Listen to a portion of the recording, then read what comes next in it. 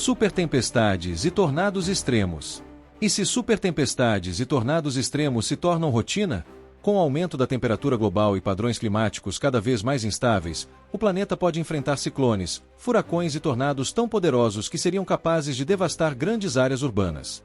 A combinação de calor excessivo e a mudança nos ventos pode gerar tornados de categoria nunca vista, com ventos superiores a 500 km por hora, destruindo tudo em seu caminho.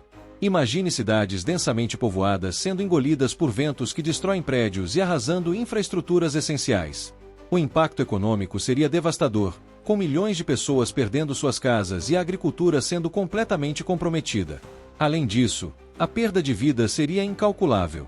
O futuro pode parecer incerto, mas uma coisa é certa: estamos diante de um dos maiores desafios da história, e nossa capacidade de adaptação será crucial para sobreviver a essas forças da natureza.